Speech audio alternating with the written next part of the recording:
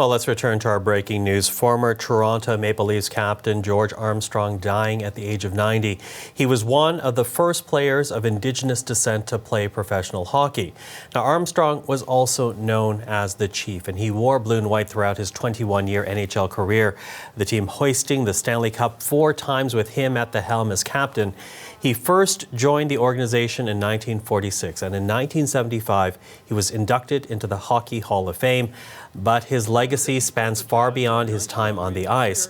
Sportsnet's Gord Stellick is a former general manager for the Toronto Maple Leafs and has more now on how Armstrong is being remembered today. The word iconic is often used too often, but really, Michael, you think back to, he was a captain of the last 4 Stanley Cup championship Toronto Maple Leaf teams.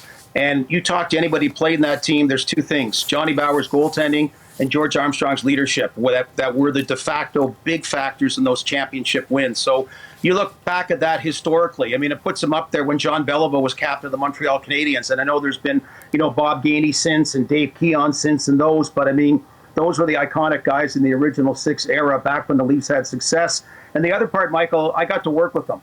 And I got to, what a wonderful sense of humor. What an incredibly modest guy, larger-than-life personality, but liked to be in the background. And his take on life and his stories on life were very interesting, had a great perspective. And you bring up the point about him being an Indigenous player, also an Indigenous captain. When we talk about things now, Black Lives Matter and the awareness now, well, imagine like 50, 60, 70 years ago, something that George never talked up, but obviously was another part that he had to overcome to have that kind of success. Gord Stellick, thank you.